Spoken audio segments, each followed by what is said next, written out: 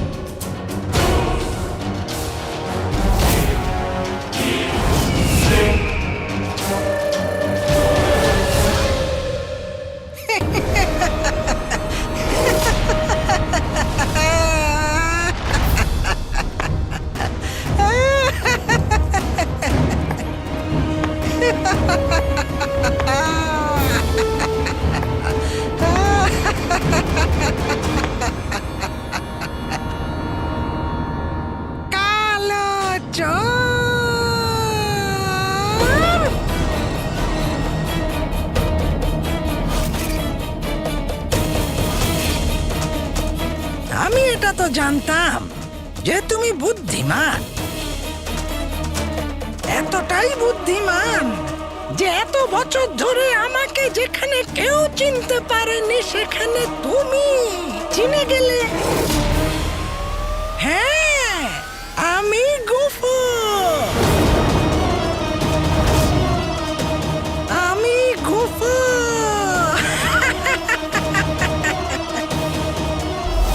যে অসহায়দের উপর অত্যাচার করেছে, তাদের ভয় দেখিয়েছে, আরো কত কি করেছে। এখনই তুমি যা যা বললে, আমি তো সেই। হ্যাঁ, আমি তো গুফা। আমি শুধু উমারকে ফাঁসিয়েছি তাই নয়, ওর মানে তোমার পরিবারকেও ধ্বংস করেছি।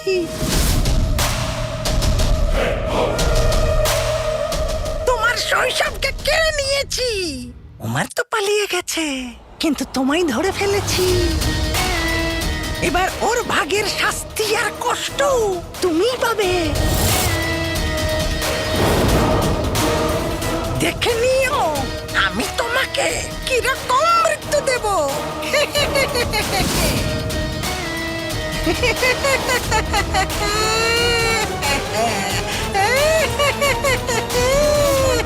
দারুণ আংটির জিন, দারুণ।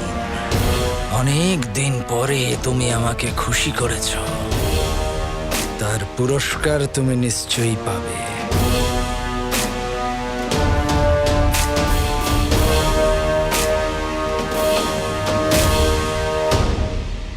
তখন আমি তোমার বাবার জীবন নষ্ট করেছিলাম, এবার তোমার ভাইয়ের জীবন নষ্ট করব। ও আমার হাতের এমন একটা খেলনা যে পুরো বাগদাদকে তছনছ করে দেবে।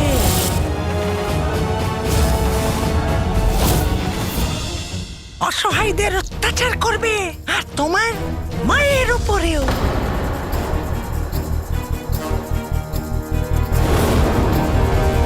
ওটাই প্রদীপের জিনের শেষ পরীক্ষা, যেখানে ও চিরদিনের মতো কালো শক্তির দাস হয়ে যাবে।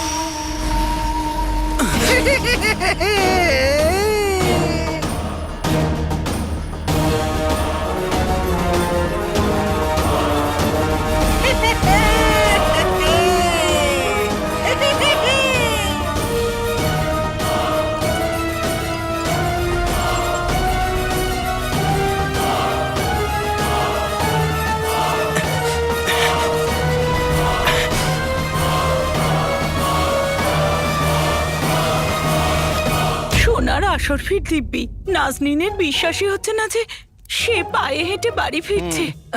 এটা জানা সত্ত্বেও যে এত বছর ধরে আমরা কালো চোরকে আশ্রয় দিয়েছি, মহামান্য বাদশাহ আমাদের এমনিই ছেড়ে দিলেন। একদিকে খাদ, অন্যদিকে কুয়ো, একদিকে মহামান্য বাচ্চা আর অন্যদিকে আলাদিন।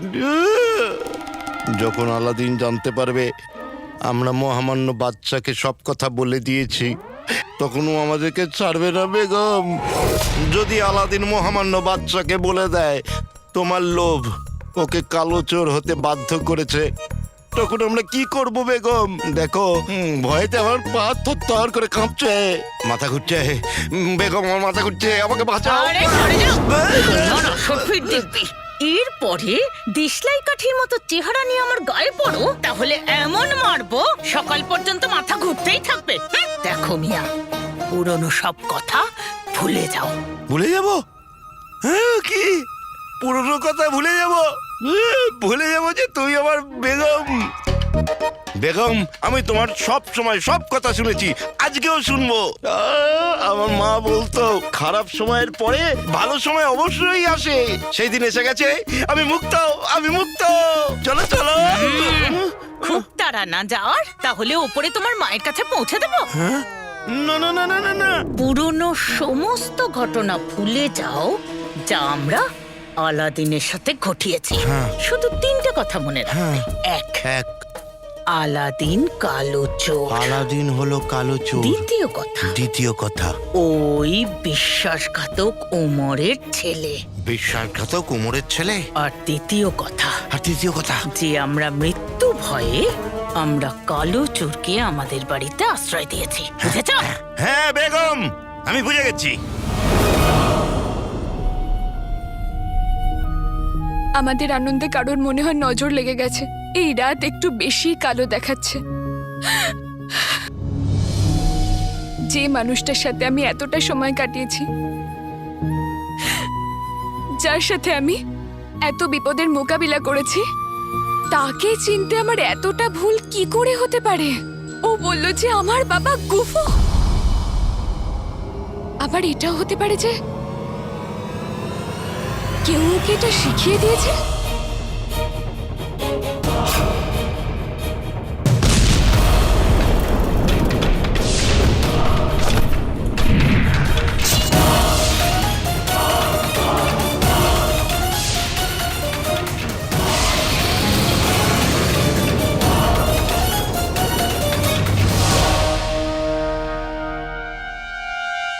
যেইভাবে বাগদাদে জেহরালের হামলা শুধুই একটা কল্পনা হয়ে থাকে। হতে পারে কালো চোরেরও এখানে কোথাও ভ্রম হচ্ছে। হ্যাঁ, হতে পারে ও সেটাই দেখছে যেটা ওকে শয়তান দেখাতে চাইছে। হ্যাঁ হ্যাঁ, এটা হতেই পারে। আর সেই জন্যই তো ওর মনে হলো যে আমার বাবা গুফো। কিন্তু কালো চোরের সাথে এটা কেউ কেন করবে? হে আল্লাহ, আমি তো কিছুই বুঝতে পারছি না। না আমি বাবাকে এইভাবে চিন্তিত দেখতে পারবো, আর না কালো চোরকে একলা ছাড়তে পারবো। আমাকে ওদের দুজনের থেকেই ক্ষমা চাইতে হবে আর সত্যিটা খুঁজে বার করতে হবে। কিন্তু কি করে?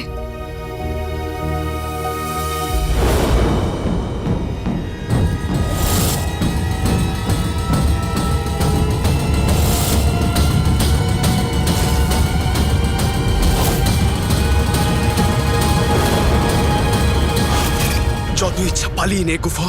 একবার যদি তুই আমার হাতে ধরা পড়িস তাহলে তোকে ছাড়বো না।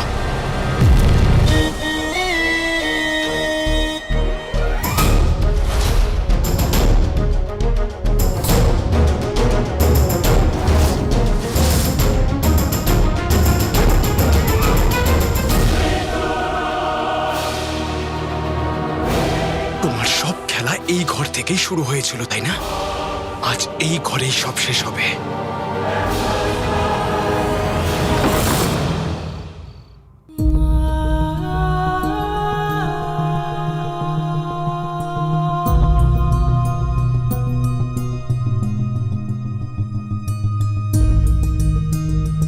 খুব অস্থির লাগছে মনটা। এমন মনে হচ্ছে যেন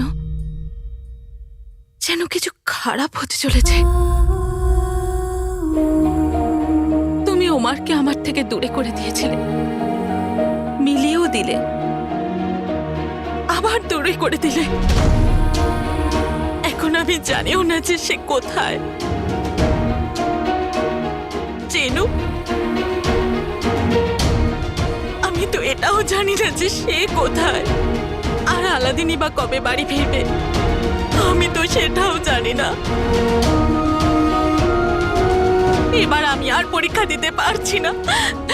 আমি শুধু এটা জানি যে তোমাকে এই 3 জনকে রক্ষা করতে হবে। এই 3 জনকে যত তাড়াতাড়ি সম্ভব ফিরিয়ে দাও।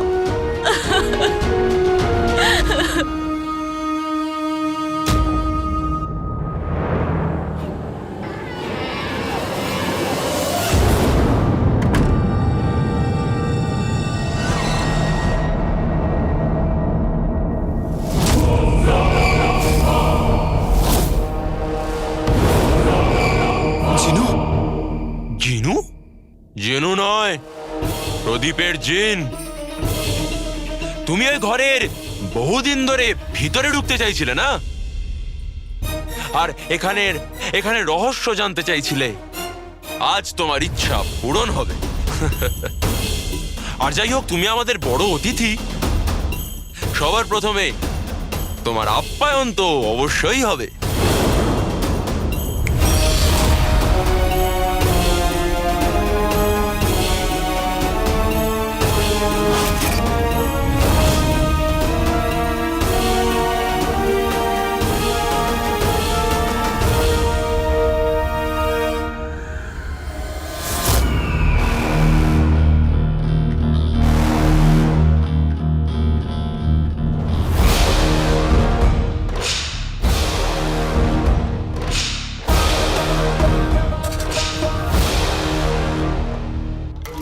রাজকুমারী ইয়াসমিন, ওয়াজিরে আলা, হে আল্লাহ, আপনি চোট কি করে পেলেন?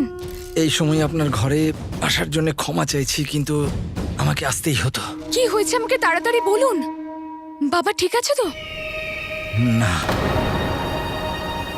মহামান্য বাদশাহ আলাদিনের সঙ্গে দেখা করলেন, আর কথাবার্তার মধ্যেই আলাদিন দুর্ব্যবহার করতে শুরু করলো।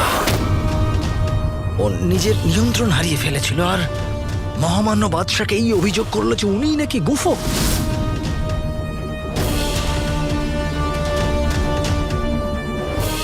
আর তারপর মহামান্য বাদশার উপর আক্রমণ করে বসলো। আমি ওকে আটকানোর অনেক চেষ্টা করলাম, কিন্তু ওকে আটকানো গেল না। এখন শুধু আপনি ওকে আটকাতে পারেন। পাগল হয়ে গেছে ও। চলুন।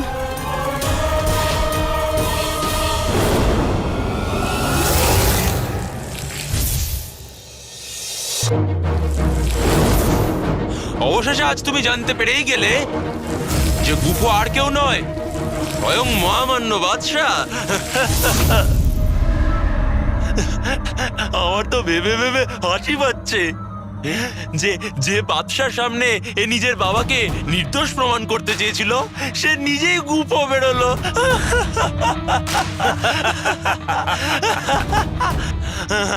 আজও জানতে পারলো যে ওর ঘরে নুন খেয়েছে, আবার সেই এর জীবনে বিষ মিশিয়ে দিয়েছে।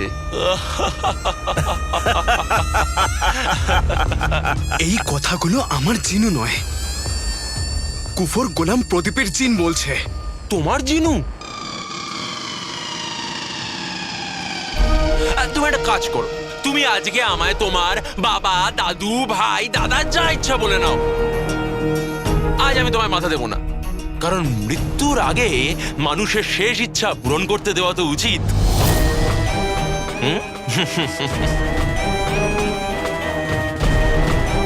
একটা কথা কান খুলে শুনে নে, আজ আমি, আমার আকা আর এই আংটির জিন তোকে একটু একটু করে মেরে ফেলবো। তুই গোলাম, যদি সত্যি তুই আমার ভাই হতি তাহলে এই গোলামির সব শিকল ছেড়ে তুই আমার কাছে চলে আসতি, হার মানতি না।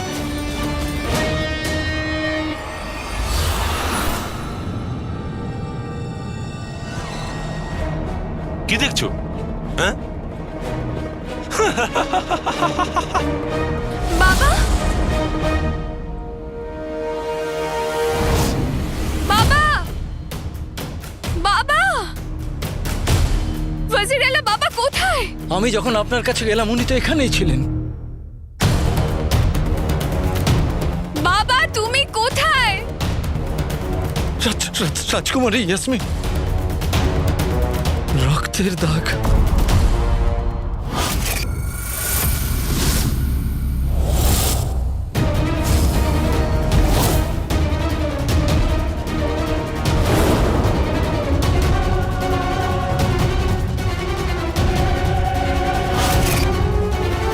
বাবা,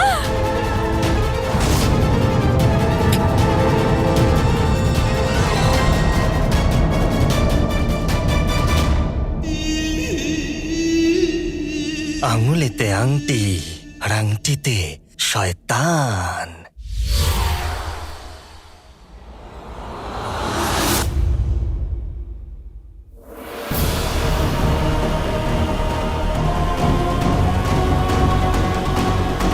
বাবা, বাবা,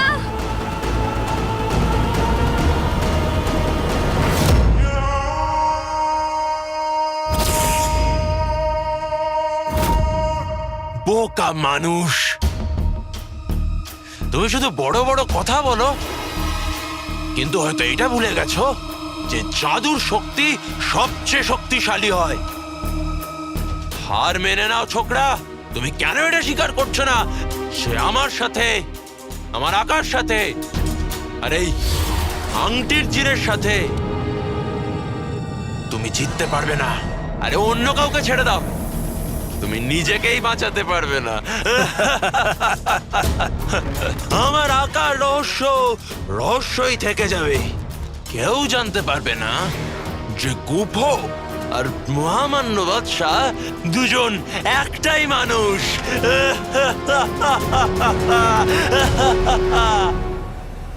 আচ্ছা, আমার আকা কি তোমায় বলেছেন যে উনি তোমার মায়ের সাথে কি করতে চলেছেন?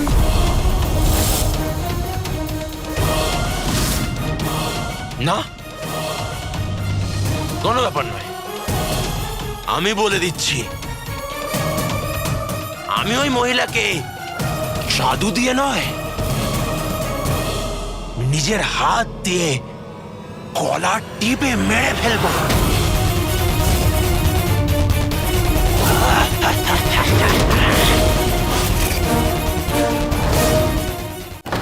এবার যেটার অপেক্ষা সেটা শুধুমাত্র আমার আকার হুকুমে।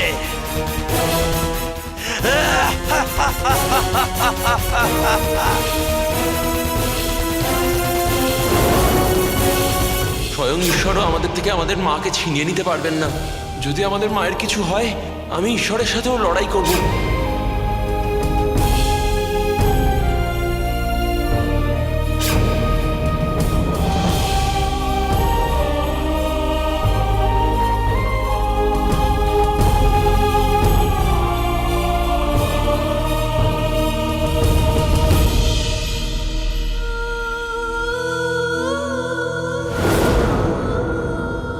মায়ের যদি একটুও আঘাত লাগতো তাহলে তুই কেঁদে ফেলতি, আর আজকে তুই মায়ের প্রাণ নেবার কথা বলছিস।